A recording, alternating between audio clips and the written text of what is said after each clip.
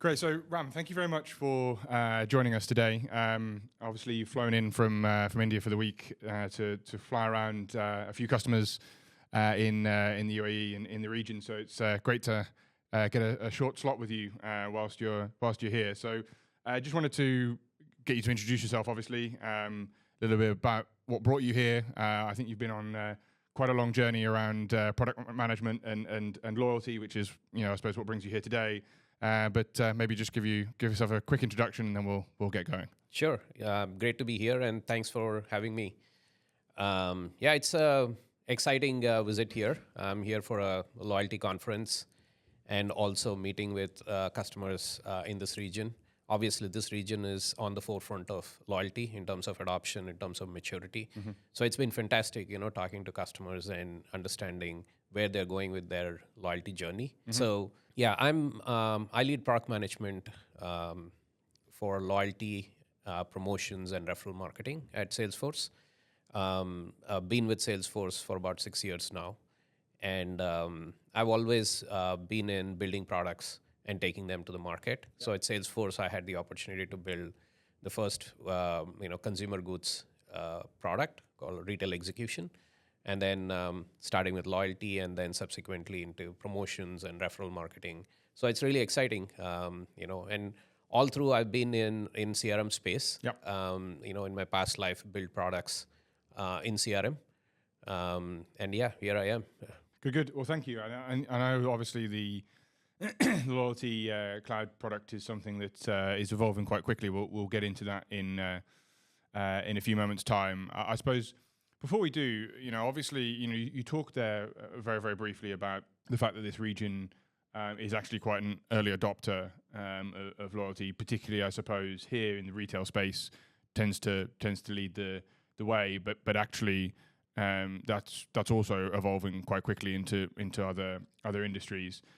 So before we go into the products themselves, which I'm sure are very, very close to your heart, given your background, and I'd love to pick your brain on those, because I don't think there's anyone else probably globally that can talk about that quite so eloquently. But before we get into that, I'm keen to understand, because obviously the technology is there to solve challenges, right? It's an enabler, as everyone says. So I suppose I'm keen to understand in your mind, what makes a loyalist, and also, why is loyalty hard, or is it just a perception that people think that generating loyalty is hard? I'm keen to understand your viewpoints on that, because obviously they inherently track back into the features and functions of a platform. Absolutely. I think to your first question, what makes a loyalist? I think it is the emotional attachment of an individual to a brand, and even to the extent that even when there is some sort of a disservice or a bad service, the customer is willing to let go, and they're making their behavioral changes or modifying their behavioral changes to continue to engage with the brand. Mm-hmm. Let me take an example. I mean, if you take travel hospitality, right? I'm part of a hospitality loyalty program, and whenever I travel, I want to make sure that even if the property is a little far, mm-hmm. or even if the property is not at the same star level, mm-hmm. I would still be willing to reside at that property, because of the good things that come with being a loyal customer. Yeah. And what it means is I get recognized when I check in. There's a possibility of an upgrade. And if there is some sort of a disruption, I would be the first one to get accommodated. Yeah. Right. So those are things where the customer is willing to go that extra mile to stay loyal to the brand, mm-hmm. with the expectation that the brand would recognize you and reward you in similar way. Yeah, I think it's a great point. So I suppose to sort of summarize that, you using that example, you're willing to forego what some others may perceive to be the most important thing, for example, location, to get in return something that may be more important for you. For example, a room upgrade, right? And so I suppose you in your mind will do that trade-off, right? You know what's important to you, and you're willing to make accommodations, I suppose. But I suppose also it's and I'll come on to this in a couple of questions time. But it's also difficult because you've had a long relationship, I assume, with said travel company to get you to that point, because you know that they value the same things that you do, or they at least recognize what is valuable to you, and therefore you are loyal to them.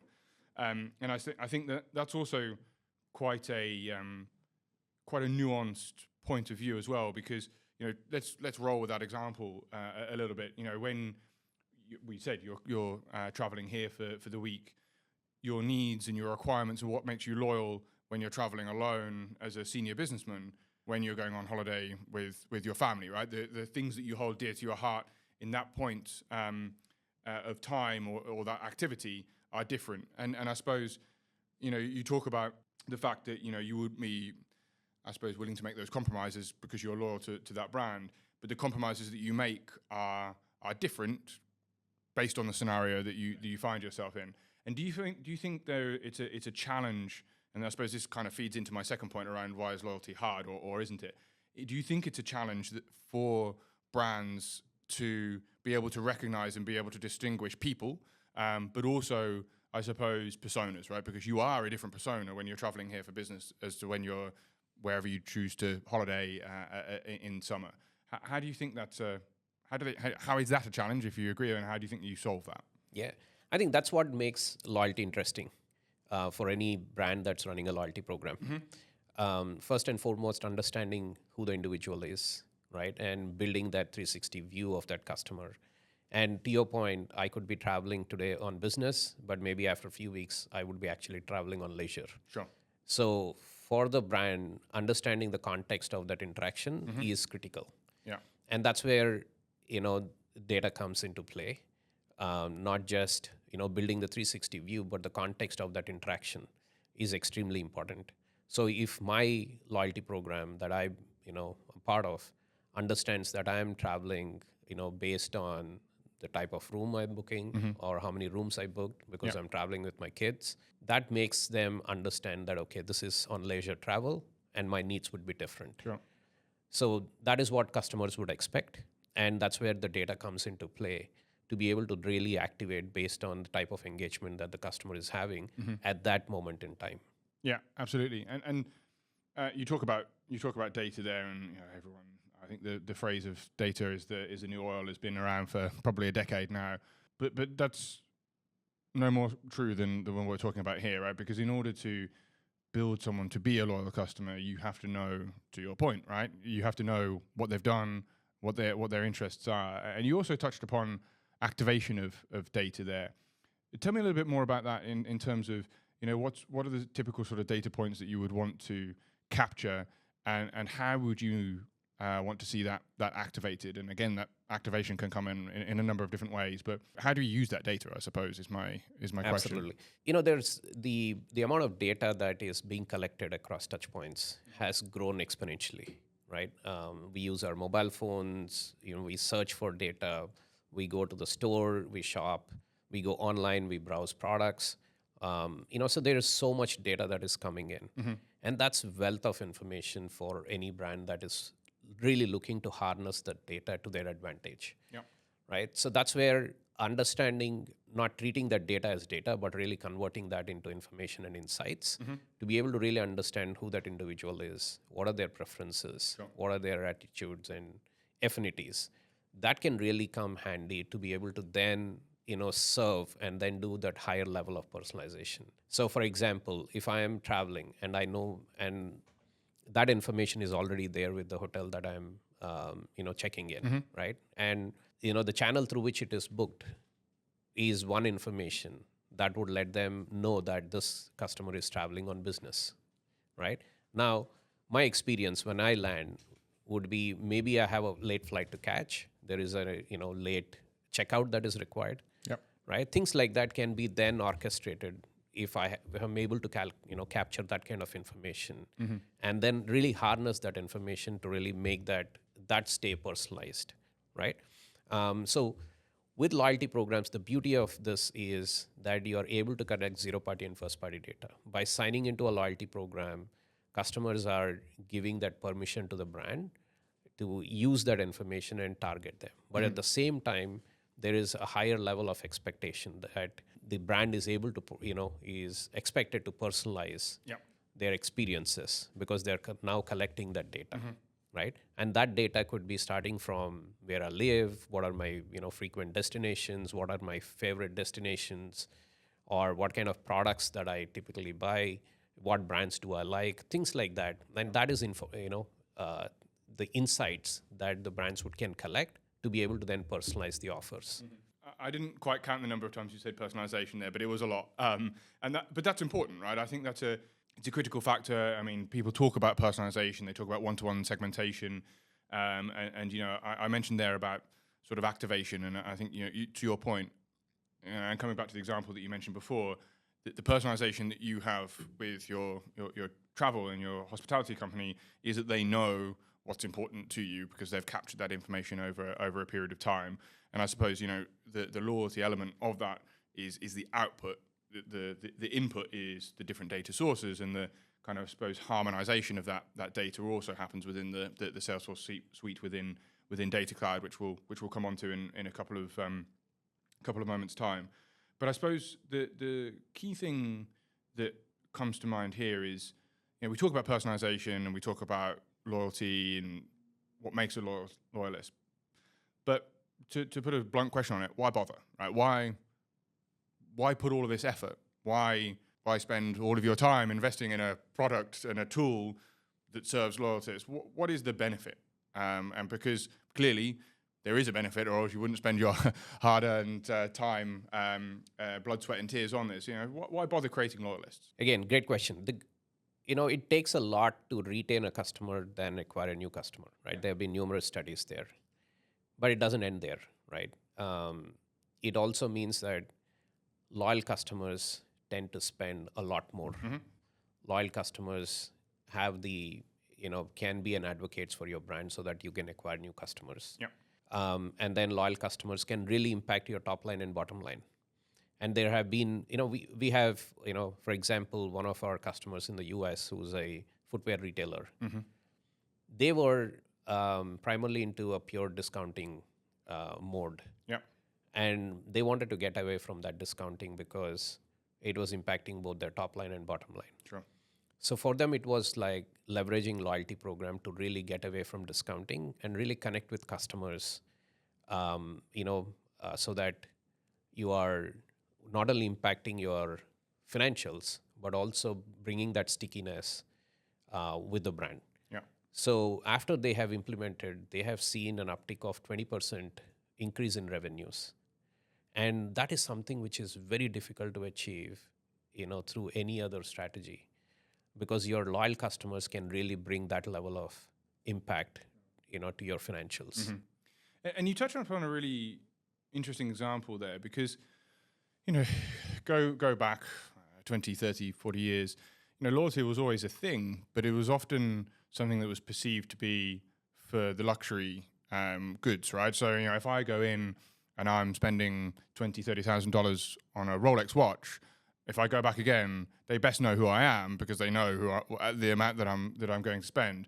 But that's no longer the case, right? The example that you talked about there, the fact that they were previously discounting suggested it wasn't a super high-end luxury footwear. It was, for the mass market.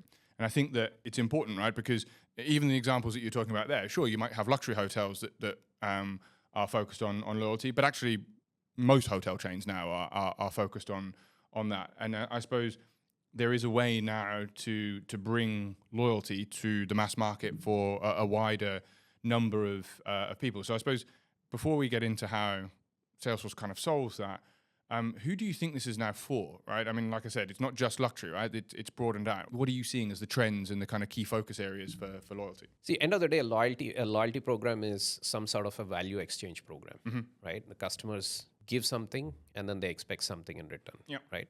Based on vertical to vertical, that definition of that value exchange changes. If you're, let's say, in grocery, right? The frequency of transactions are very high because you're probably shopping every week, and then the value is low. Sure. Whereas in high-end luxury, the value is high and the frequency is low, right? So the loyalty program has to be designed to be able to really address the nuances for each industry vertical. Yeah. And that is where, the rewards, the types of rewards, right? If you take a high-end luxury, either in retail or in, hospitality, the high net worth individuals, they don't care much about points. It's more about experiences. It's more about surprise and delight, right? It's more about being very nuanced about how you engage with those customers, right? Whereas if you take, the high frequency, low value, it's more about how can I get some sort of points or rewards that I can use for my subsequent purchase, right? So loyalty from that standpoint, the definition kind of changes. Yeah. So those are the things that brands need to keep in mind to be able to determine what's the right reward mechanism. Yeah. And sometimes you don't want to even call that as a loyalty program because in the high-end luxury world, it's not about loyalty, it's about some sort of an engagement, but you're still using the same tool to be able to track behaviors, to be able to track customers' affinities and preferences, to be able to then deliver those experiences. And so coming on to the tool, it's a nice segue. You talked about, and you use a nice term there. It's a value exchange program. How does Salesforce solve that value exchange program? So this at Salesforce, we always believed that having a platform that can help our customers innovate on our loyalty program. That has been our vision. So when we build this platform, it's not just about and of course, to start with, this is a product that we built organically. It's not an acquisition. And we believe that loyalty is central to CRM, that a lot of customers would want to deploy loyalty not just as a marketing initiative, but across the enterprise. Yep. Therefore, it made sense for us to build this on the Salesforce platform that our customers have been using for 25 plus years now. So our value proposition is, one, help customers innovate on their programs rapidly. Yep. If you look at any loyalty, any brand, right, their loyalty program is unique in a certain way. And that is the secret sauce that they have, which cannot be replicated by others because that's what makes their brand unique. And that's what makes their customers stick to that particular program. So it is essential that any platform that, really solves for loyalty also gives them the ability to innovate. Yep. Right? And where does that innovation come? Being able to leverage data in a way that they can use that as a competitive advantage. Being able to leverage AI to be able to really, deliver those intelligent experiences, leveraging AI, or being able to understand the ROI of a program. So these are some of the things that we have, built in addition to the capabilities to support both B2B and B2C programs across our, industry verticals, starting from retail, consumer goods to travel, hospitality, automotive, manufacturing. So one is, we have a platform that can help customers to really extend, in a no-code, low-code, and that's the goodness of the platform on which we have built. And then we have a set of capabilities that can really support the mass, loyalty programs, that you see, as well as the high-end luxury programs as well. And I think, AI is mentioned several times over now in the Salesforce sphere, but obviously, it's now embedded in a suite of products, or almost every single cloud now. And I think that's also an important factor here, because we talked about how to create loyalists before, right? And a key part of that is personalization and understanding the customer. And we talked about how nuanced that can be. People can be different personas. And I suppose, without the technology, that can't really be done on a mass scale. I used the example there of moving from luxury to mass market. It's very, very difficult to do that when you don't have, one or two customers. And I suppose the technology is a solve for that. The one interesting conversation point that I'd had before, and I made the point with a customer actually, who was looking at a loyalty management platform and Salesforce for that. But one of the challenges that they had is that they didn't actually have loyalists in the first place, right? So the loyalty management platform itself is, I suppose, a way to manage the loyalists, but obviously you've got to get them there in the first place, right? You've got to create the loyalists to our point before, we've got to create that value exchange before they get to the right level. And a big part of that, in my view, is having Loyalty Cloud plugged into the wider Salesforce suite, CRM, Data Cloud. And again, Data Cloud is something that's going to unify your profile from various different sources. It's going to know who you are, how you've interacted, when you've interacted, to then feed that information into Loyalty Cloud to manage a loyalist. So for me, they're very much something that needs to work in tandem. And coming back to my point before, loyalty management platform manages the loyalists rather than creates them.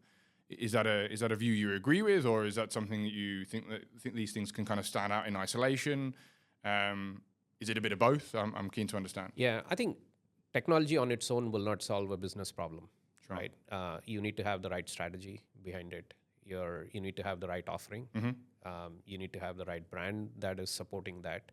So it is a combination of things, right? So any loyalty program for it's a journey for you're kind of building a brand. Sure.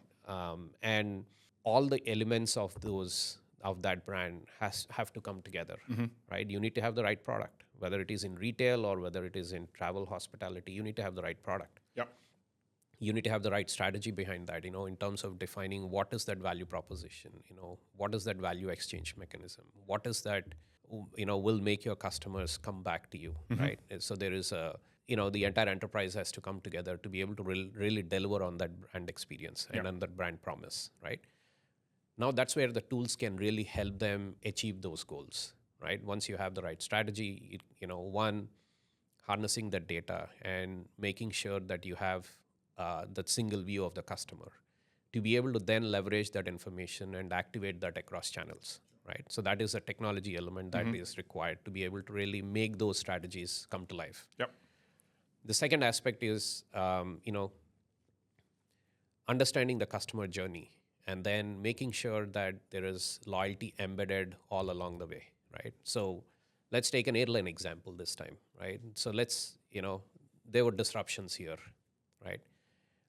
And now there are 10 platinum members who are waiting because the flight got canceled and the next flight is leaving a day later, but there are only 4 seats left on that. Now you have 10 platinum members. Who would you put onto the next flight when there are only 4 seats, right? So there has to be something more than just tiers, right? So that is where the data and the insights will come together in terms of understanding where the customer is in that journey, and then what is their lifetime value. And there are so many other data points that need to come together to make that decision about who are those 4 customers who will get a seat on the next flight, right? So that's where the loyalty programs can really help to really demystify, or rather uncover those, and then provide those actionable insights at those touch points, so that the people who are providing that service can take those more informed decisions. And I like those more informed decisions as well, because I suppose one of the things there, going on that example, is of those 10 people, coming back to the point before, we need to know what their individual value exchange is, right? So of those 10, if there are 6 who that have been here on business and that they've got another business flight going to New York the next day, well, that their only focus is getting on that flight, right? Whereas some may be a platinum member that actually aren't particularly bothered about extending their holiday by 1 day, and put them up in a hotel, and they've got the value exchange there because they're with their family. That's different, right? I suppose that's a bit of a cop out, because probably it isn't quite that easy with those 10 people. But I suppose to your point, you need to know who they are, and you need to know what their key drivers are. And I think that to sort of summarize that, until you know the life cycle, which is what you mentioned, and where someone is in that life cycle and what drives them, it's very difficult to maximize the loyalty management product that you're going to put in place, because you don't know what the customer's needs are, right? And that's where some of the other the rest of the suite of Salesforce comes in. And I suppose the other point that you made there is around the strategy and knowing what is of value for you as well, right? Now, what are you individually as a company? So, what are you as a company, and what are those individuals looking to get out of this program, right? You have to define the benefits of that and know that those benefits are the value exchange for each of those individuals before you kind of plug it into a tool. So I think that's a nice summary. And so, look, I think everything else kind of falls into the platform for that. Are there any other sort of nuggets of information you can give us on the platform itself? Safe harbor agreement, of course, but what's to come, right? We talked about why bother, but also why bother go for Salesforce, right? Because I think this is an ever evolving product. You've been doing it for several years. Anything new and exciting before we wrap up? Yeah, absolutely. I think we've built a platform, like I said, that can help brands manage their B2C and B2B programs across industry verticals, right? We have customers, like I mentioned, in retail, consumer goods, financial services, etc. And what really, the platform really helps them, manage their loyalty programs, manage the membership lifecycle, onboard partners, because that is one of the important aspects, which is the evolution of ecosystems, where brands are now looking at providing more, a better value proposition by partnering with brands that are complementary to their business. Sure. I mean, we've seen that already in travel hospitality. Airlines have hundreds of partners like car rental companies, hotels, retailers, etc. But we are also seeing that evolution of ecosystems happening. So we built a platform that can help brands to extend the value proposition by partnering with brands. There is, the rewards and gamification that is, very important, because that is the kind of the constant thing that keeps a loyalty program alive. To be able to launch offers and promotions and drive through gamification, certain goals like acquiring zero-party data or first-party data, or nudging a customer to who's abandoning a cart, things like that. So there are these tools that we build that enable brands to achieve those objectives, in their journey. It could be acquisition focused, it could be engagement focused, it could be reducing churn, it could be driving new product adoption. So the platform really helps them to really, achieve those objectives. Now, where we are taking, forward is really taking advantage of data and AI to be able to really deliver this, and make it a lot more seamless for our customers by activating this data, like I said, at those touch points, which is meaningful, and leveraging AI to be able to manage, not just the member experiences, but also the program ROI. Okay. So, for example, we have the ability to really predict the program liability. There are a lot of CFOs asking questions around what is the ROI of a program and how do you effectively manage that, right? So that is where AI can really help understand what is the program liability, how is it trending, and really give the loyalty managers the tools to really manage their program and turn on or off those levers to effectively manage the program ROI. And there are some interesting features in leveraging generative AI that we'll be launching soon. Nice. That can really help drive those immersive experiences to our customers. Great. And so just to sort of summarize that and wrap up, I suppose one of the key areas is more external, right? Where there's now more availability to activate that data, and there will continue to be. But also you're able to then activate that at a more operationally efficient number. So it's kind of an internal benefit to the program. I'm understanding the program, but both of those things are underpinned by the ever evolving AI engine that you're developing. Brilliant. So look, thank you very much for your time. It's been really good. We've got a lot of useful snippets of information. I'm sure the audiences, when this goes out, will love that and enjoy the rest of your trip. I know it's coming to an end now, but I hope you enjoy the rest of your time here. Thank you. Lovely talking to you, Adam. Cheers. Thank you. Thank you very much. Bye.